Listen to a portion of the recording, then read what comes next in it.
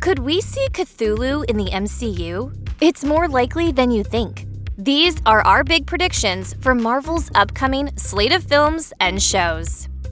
Marvel has been teasing almost every single member of the Young Avengers lineup since Ant-Man introduced Cassie Lang, who goes on to be Young Avengers' stature in the comics. We've seen Kate Bishop's Hawkeye, Elijah Bradley, Billy and Tommy Maximoff, America Chavez, and Kid Loki in the MCU. Additionally, 2019's Captain Marvel quite possibly laid the groundwork for the arrival of the Kree-Skrull hybrid Teddy Altman, also known as Hulkling. However, there's one major exception missing from the team.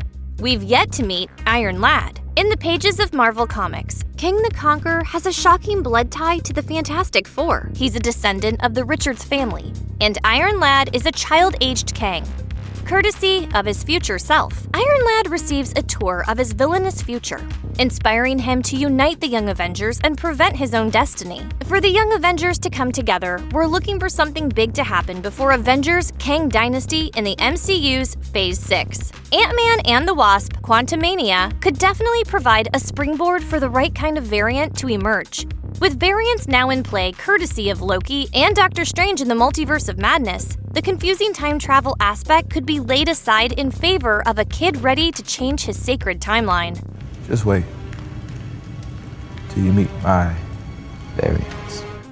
Several plot threads could become part of Harry Styles' tapestry of Starfox. Given the name of Eros by his Titanian parents, this handsome Eternal is a bigger deal in the comics now more than ever. Writer Kieran Gillen, who previously steered Kid Loki onto their fan-favorite path today, is taking a new approach to the character with the one-shot comic Starfox. The old Starfox is a manipulative playboy with the ability to stimulate pleasure centers in the minds of others. In an interview with Games Radar, Gillen pointed out that writers use the character's powers in unsavory ways, saying, "We see a character whose power set circled pleasure, and to lean into rather than away from the creepiness speaks to the sex-phobic nature of our society." Although the casting of Styles isn't a factor in how Gillen will approach his take on Starfox, Gillen's work could influence the character's next MCU appearance. While Styles is coy about when he'll return for a proper story, there are several openings. Eternals 2 is a given, but there's also a chance he could appear in Guardians of the Galaxy Volume 3 to heal the bridge between Peter Quill and the new Gamora. When fans today think of Blade, they aren't thinking of an English dude in yellow goggles. Wesley Snipes gave Blade a badass new lease on life, upgrading the day-walking Dampier into something the evils of the Marvel Universe fear. Sometimes, though, it's hard to take the Blade of Marvel Comics seriously with events like The Curse of the Mutants, when Dracula's son turns the X-Men into vampires. Starring Mahershala Ali in the title role, the MCU's upcoming Blade film is likely to put a fresh but familiar spin on the Daywalker. Putting him in London with Dane Whitman's Black Knight opens up a few paths for the story, as Dane is burdened with the Ebony Blade. While recent comic events give the Ebony Blade a connection to Gore, the God Butcher's Necrosword, it might be easier to riff on Arthurian legend with a version of Merlin that could be a guide or a villain. Dark magic is something that Blade, who's certainly much more than a vampire hunter, can handle. Another possible threat is the fallout from the destruction of the Darkhold in Doctor Strange in the Multiverse of Madness. This mighty grimoire isn't exactly easy to destroy, much less control. The likeliest theory of all is that Blade sets up another Disney Plus limited series, giving the True Detective star much more room to hunt. Odds are good that Marvel Studios' upcoming Wonder Man television series is going to be a meta-comedy. In the comics, Simon Williams is an entitled brat with money to spare. He becomes a supervillain and eventually a decent Avenger with a tanky power set. What most people recall, however, and what was almost turned into a sight gag in Guardians of the Galaxy 2, is his acting career. What She-Hulk did for procedural legal dramas, Wonder Man may do for a fictional Hollywood-craving superhero biopics. The confirmed presence of Trevor Slattery seems to make this even more likely. If we're particularly blessed, this would also be a great place for a cameo from fellow actor Kingo, the Eternal. Most importantly, this could be where the mysterious White Vision from WandaVision returns. It's the West Coast Avengers Vision Quest arc by John Byrne that rebuilt Vision, and inspired the chilling WandaVision scene that shows the disassembled android on a slab.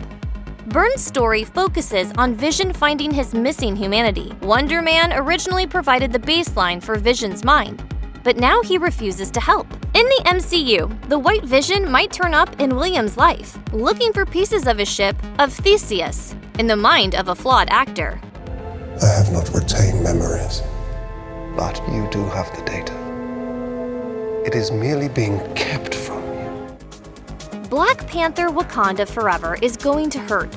It's devastating knowing that Chadwick Boseman's T'Challa will never be able to face off against his rival Namor. In the trailer for Wakanda Forever, Tenoch Huerta expresses silent power as a ferocious anti-hero likely to earn a larger place in the MCU, and a shot at a solo outing. A lot of that theory rides on the suspicion that by the end of Wakanda Forever, Namor and his kingdom of Talokan may not be the biggest enemy Wakanda faces. In the comics, Namor is quick to anger, but he's not quite a villain. He clashes with T'Challa, but there's also mutual respect. Huerta was quick to reference that in an interview with Black Nerd Girls. It's that respect that might mend walls when the kingdoms learn there are bigger fish to fry. Afterward, there's all sorts of possibilities for Namor. With the Fantastic Four on their way to the MCU, he could flirt with Sue Storm in the same way he's done in the comics. The Illuminati in Doctor Strange in the Multiverse of Madness offers the chance for a new version of the secretive group to give Namor his rightful seat at the table. That alone could be the basis for a Namor film or limited series, giving him a chance to become as big a figure as Loki. Leave it to Marvel to drop one of the biggest developments of the MCU in such a quiet way. While Doctor Strange in the Multiverse of Madness gave us another look at our favorite Professor Xavier, it was a last-minute reveal in Ms. Marvel that told us the mutant gene was back.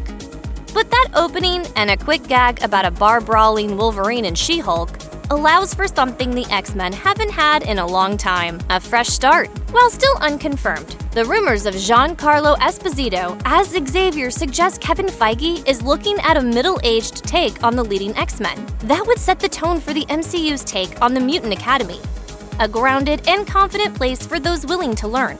But the most likely theory is the MCU using mutants to highlight the diversity the X-Men themselves have always represented. Kitty Pryde, Storm, Jubilee, Bishop, and newer X-Man, Tempo, all might get featured roles. However, with the announcement that Hugh Jackman will be returning as Wolverine for Deadpool 3, it seems like anything is possible now. Will Loki ever return to the primary timeline? If the comics are an inspiration here, it's likely that a version of the God of Mischief will return to Thor's life. Right now, however, any speculation rides on the outcome of the second season of Loki. It's been confirmed that the first season's cast is returning, and set photos have already shown Sylvie and Agent Mobius on location. But will all the variants return too? Alligator Loki is a breakout star, earning himself a ton of merch and a silly comic. However, Kieran Gillen's reboot of the character in Journey into Mystery leaves a chance for the child-sized Loki or another variant of him to meet Thor once again, even though that didn't seem to go great the first time. What was your Nexus event, Your Majesty? I killed Thor. It's hard to say exactly how Kid Loki could make his way out of the end of time, but if he manages to escape, that's another member of the Young Avengers ready to go.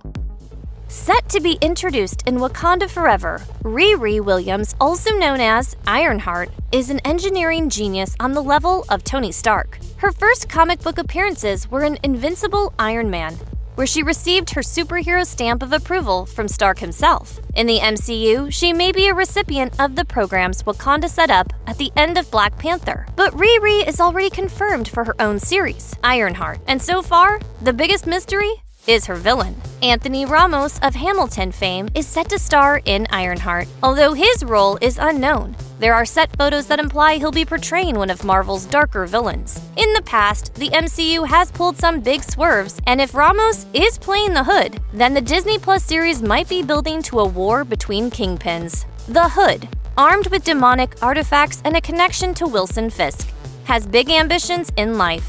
He's dedicated to his crime family and wants to overthrow the reigning Kingpin. It could even be that the Hood, who's beefed with the Defenders, will become one of Daredevil's problems when the Man Without Fear returns in Daredevil: Born Again. Armor Wars received quite the shakeup when Disney decided that the story should be told as a film rather than a series. Now fans can look forward to seeing Don Cheadle's War Machine in a leading role on the silver screen. Set to be at least loosely based on the original 1987 to 1988 Iron Man comics arc, Cheadle will stand against a series of threats that Tony Stark once faced. Tony's death will definitely play a role in Rhodey's story, but if we had to choose one storyline to make a return, it would have to be Justin Hammer. This depends on whether or not Sam Rockwell is up for the job after his last sighting in Marvel's short film All Hail the King. But if Sir Ben Kingsley is still having fun, it's hard to imagine Sam not getting back on board. In Armor Wars, Hammer commercially benefits from stealing design documents from Stark Industries and puts the world in danger. I want to make Iron Man look like an antique. I want to go to that Stark Expo. I want to take a dump in Tony's front yard. You know what I'm talking about? In today's MCU, it's good money that Sharon Carter will be the one to arrange that theft, instead of the comics' Spy Master. That makes for a great place to continue the storyline from the Falcon and the Winter Soldier, and allows for another chance to take a deep look at the MCU's unpleasant side. Doctor Strange in the Multiverse of Madness uses its credit cookies to set up a sprawling dimensional future. Clea is the niece of Dormammu, the Dread Lord of Chaos and the Master of the Dark Dimension. Strange bargained him into a corner in his first movie outing. But since Dormammu is one of the big deal comic book nemesis, it's likely that his threat to the MCU is not over. A clever blending of ideas and a return from director Sam Raimi could create an even grimmer narrative for Doctor Strange 3. The Lovecraftian Cancerverse was introduced in the 2010 Realm of Kings event, introducing a universe where death itself had died and the eldritch, many-angled ones were in charge. The MCU missed its chance to introduce death as an entity during the Infinity Saga, but Thor: Love and Thunder may have primed audiences for the bony immortal's presence. Clea, a sorcerer supreme in her own right, may have opened the door to a world where the Cancerverse and the Dark Dimension overlap. Agatha Harkness has an open field for her solo outing, Agatha Coven of Chaos. One big question that will likely get answered is, can curses outlast their creators? In the final piece of WandaVision, Wanda Maximoff left Agatha spellbound as the same perky, creepy housewife neighbor she had pretended to be earlier. By the end of Doctor Strange in the Multiverse of Madness, the Scarlet Witch is seemingly out of commission. That may mean that Coven of Chaos opens with Agatha freed from her magical binding. They take power from the undeserving. It's kind of my thing. Agatha has never headlined a comic before, leaving her free to explore Marvel's magical side, possibly with visits from Salem's Seven or other Darkhold worshippers. It's definitely possible that she could have run-ins with the Victoria Montesi-led Darkhold Redeemers, which would set up connections to Blade. Of course, we're hoping for a certain special cameo by the end of Agatha's reign of chaos. Agatha has also been the Richards family nurse in the Fantastic Four comics, tending to little Franklin Richards about as well as she did Wanda.